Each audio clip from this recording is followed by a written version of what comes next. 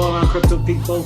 It is the Crypto Siege with another day in the life and the crazy life that is the digital asset space. Good morning, good afternoon, good evening to each and every one of you. Wow, the market is doing what the market does. Today's a big day. I believe today is the day, according to Linda P. Jones, that Moody makes the decision, M-O-O-D-Y, makes a decision on whether or not Russia has, in fact, defaulted. That's a big thing. And I believe there's something going on with the Fed today as well.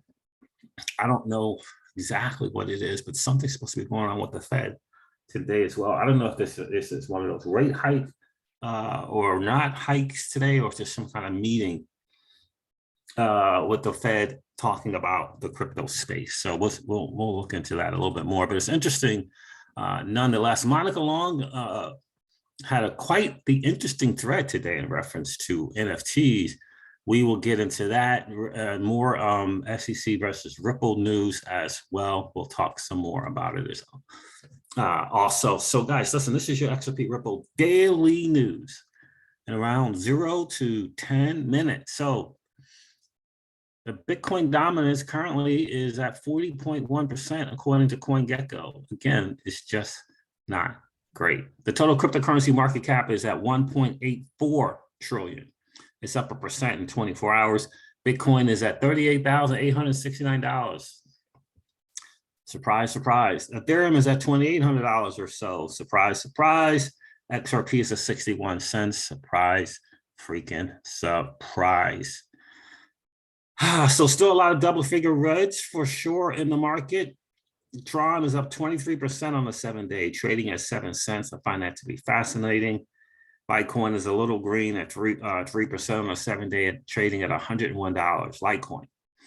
Interesting to see what goes on in this market. It really, truly is very, very interesting. But for the most part, look at all the double figure reds on the 7-day. Tons of them. What is DeFi chain? Do not know. The DFI token is up 6.6% on the 7-day, trading at $4.41. Very, very interesting. Yeah, so the market is just down. Phantom at 77 cents. Man, that thing was below 70 at one time. Something. What else we got going on here? That is it for the most part, guys. I mean, just the market is red everywhere. I wish I could report more green stuff, but really can't. Not much of it. I don't even know a Gate token. I guess that is Gate.io token, trading at $6.43. All right. Well, Curve token is just interesting. It's in the top 100 again, trading at $2.40. Interesting, interesting, interesting to see how the top 100 goes. But guys, that's the market, and it is doing what it does. Very, very, very interesting. Let me cover this here from Stefan Huber. This is interesting in a lot of ways. Tom Member put this out, and Stefan Huber retweeted this. So let me share this. Tom Member says, I wonder how many taxpayer dollars are being wasted in Gary Gensler's personal crusade against the crypto industry. Hashtag Gary Gensler is not your friend. Stefan Huber and RippleI put out a couple of scheduling things, where Chair Gensler had been meeting with, or Jay Clayton had been meeting with freaking Chair Gensler while Clayton was in office. Why all the meetings? Why all the meetings? And apparently there were like 6 of them. Here's one here. It says January 23rd of 2021, phone call with Gensler and SEC chair nominee. But Stefan Huber put this out. The most, the more intriguing question is how much taxpayer money Gary Gensler is wasting to cover up his role in the Clayton Hinman tenure. Gensler spoke with Clayton at least 6 times, so spoke with Clayton just before the Hinman speech and just before Clayton filed the lawsuit against Ripple. Phone call of Gary Gensler, November 24th of 2020. Phone call with President Joseph R. Biden's agency reserve and Gary Gensler, November 30th of 2020. December 14th, 2020, meeting with Gensler. December 21st, meeting with Gensler. March 22nd, 2018, meeting with Gary Gensler, 2018. That is very, very interesting. Very, very interesting.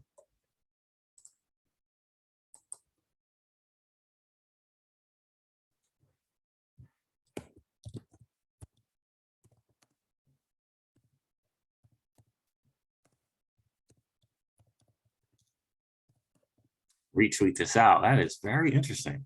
Stefan Huber, my friend, thank you so much for sharing it. That is some interesting stuff there. Why all the meetings? Why all the meetings? I think it's a good thought. Something to ponder is maybe Chair Gensler is really trying to cover up what he had to do with the whole Eve's-Gate thing. So this is an interesting thing. This was about Songbird, this thread. And this guy, his name is Nick Crypto Crusader. He says, I see I sparked a bit of a debate over this, so let's talk. Everyone is comparing Songbird to Kusama. It's not looking at the mandatory requirements of Kusama compared to Songbird. I understand that Songbird is a canary network, but ultimately it's just a spiced up test net. Spiced up test network. Spiced up. I think Nick has got this wrong for sure. On May 2nd, he said, am I the only one not seeing the real value behind Songbird? Everyone is hyping up a test net at this point, and all because it has a finite supply. Does it make it valuable? I'd love to hear some thoughts on this, because I just think it's better to buy Spark in July than Songbird now. Well, there's a couple of things there. Songbird, look, if Songbird is a test network, it has to be able to handle stuff, right? So just because another network uses Songbird to test and check for, vulnerabilities doesn't mean that Songbird is not a good network. It's just that maybe it's even stronger network because it can handle the testing. So, but the Spark token without question is certainly a great buy, but we'll have to determine whether or not it is a better buy than Songbird, but why not just get both of them? Why not get both? And if I was to be loading up more Spark token, I would be doing it now, as opposed to July when the parent launch. So the Flare team even mentioned that this is only essentially a test network. Sure, it provides some type of utility to the network, but it's still just a test network. I think he's missing the point. Big time on this one. I think he's missing the point. The Genesis block says Songbird has super low fees, cross and multi-chain capability, mandatory pre-production for Flare, huge NFT projects, and a community. Next phase, DeFi. Dev-friendly playground, full-blown oracles, XRPL bridging, Songbird to Flare bridging, Songbird to Spark token bridging. Or is that supposed to be the network? I'm not sure. DEX, decentralized exchange, NFT marketplace, SCs, ADs. Yeah, it sucks. Has a pretty darn good wallet called Bifrost too. Did I mention double passive income streams between the two networks? Yeah, probably nothing. Yeah, so Hugo responded somewhere in this thread. And why is that not up here?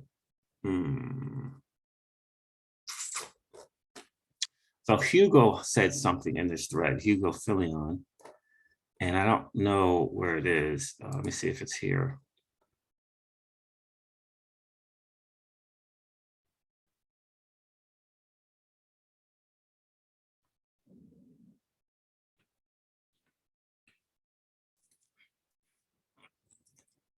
is that not showing up? I'm confused. I just had that. If Hugo responded, let's see if it's somewhere else. For a community responded to that. Let me see if I have something else.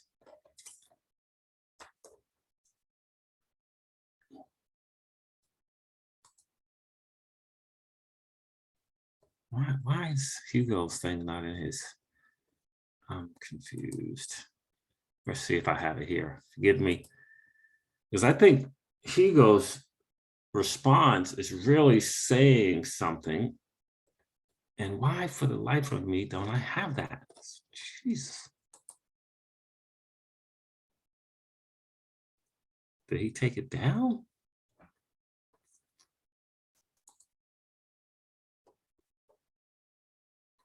It is. You are correct that Songbird is used for testing the protocols that will be integrated on Flare. This means that Songbird will always be ahead of Flare in functionality. Songbird will always be ahead of Flare in functionality. I'll shortly be releasing a governance proposal that, if passed, makes Songbird the lower house for governance on Flare, i.e. to initiate governance on Flare. The Songbird token would be staked against various proposals. Flare would then be the upper house in a bicameral system. For me, this is Hugo stating the value proposition for Songbird. That's what it feels like to me. So Jimmy James finally let us know that the court has granted the Ripple defendant's request for an extension of time to respond to the SEC's claim that the Hinman documents are protected by the attorney-client privilege. The response is due May 13th of 2022. Monica Long had a very, very interesting thread. I'm going to end with this. I think this is hugely important. NFT growth isn't slowing down anytime soon. In fact, NFT marketplace volume was up 22% to $5 billion plus in April alone. But we clearly saw this past weekend what the whole thing would happen with ApeCoin and the land that they were trying to do, and the Ethereum network absolutely not being able to handle it. But we clearly saw this past weekend that without focused investment in building a more scalable and stable ecosystem, things fall apart very, very quickly. Let me say that again. But we clearly saw this past weekend that without focused investment in building a more scalable and stable ecosystem, stable ecosystems, things fall apart very quickly. Shout out to Flare Networks. Shout out at the team at RippleX, people building on the ledger. Ripple, massively important. That's why what Flare Networks is doing is hugely important. And again, I think that Flare Network is going to change the game, And I think there's a reason why Ripple Labs, the company, invested in Flare Networks. Yeah, and I really do believe this. I believe there's a very good chance that once Ripple, the settlement is in place, it's done, Ripple IPOs, I think there's a real possibility of Ripple either doing one or two things in reference to Flare Network, increasing its position in Flare Networks, in other words, investing more, or possibly just kind of, because they got the cash to do it, and they'll have even more cash to kind of acquire, if you will, Flare Networks. I really do believe there's a strong possibility of that. But in any case, Monica goes on to say, every blockchain slant validation protocol comes with trade-offs between stability, scalability, speed, and security. right? And that's always been kind of the thing right now. The Algorand founder, CEO said the same thing just the other day at the Milken Institute, this kind of trade-off. Well, do you want speed? Fine, you'll lose scalability. Oh, you want scalability? Fine, you'll lose security, you know, this type of deal. So interesting trade-off between stability, scalability, speed, and security. With scaling specifically, many are researching side chains, sharding, ZKPs, zero knowledge proofs, and more. We need to keep at this across the board. There's no silver bullet. Smart contracts have enabled creativity in Web3 use cases, but have a clear Achilles heel in the Ethereum virtual machine, which has slow processing speeds as it needs to execute smart contracts in sequential order. Layer 2s are aiming to solve this issue, but it's still in the early days. New entrants like Solana have tried to solve this with asynchronous consensus and parallel processing of transactions and smart contracts. But prioritizing speed to market has led to significant downtime and disruption. When you move fast and break things, that's exactly what happens. You move fast and you break things. That's me saying that. In the case of NFTs on the XRP ledger, the XLS-20 pending amendment voting by design implements NFT smart contract functionality like minting, burning, trading, royalties directly into the core ledger, avoiding network congestion and security risk of smart contracts. Ripple and its geniuses. She's the general manager, Monica Long of RippleX. It's a very, very interesting thing. And I believe, quite honestly, there is going to be a 1-2, a Google and a Yahoo. I really do believe. And Ripple has the lead on a lot of its technology. I would not sleep on Flare Networks. I just would not sleep on them. I think they have put something together that is ingenious. I really do. I saw Santiago Velez actually respond to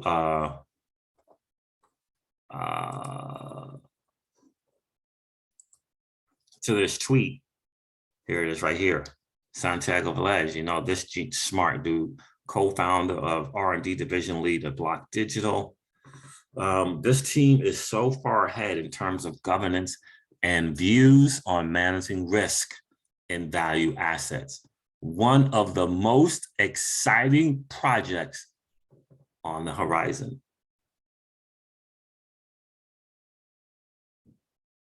Wow, listen to this. The Canary Network launched and state connectors on track. This could end up being the most significant cross-chain platform ever devised. He says, connect the dots. My guy, Don, what's up with you, bro? Hope you're well. Don said, sweet, let's go. Hope you're doing well, Don.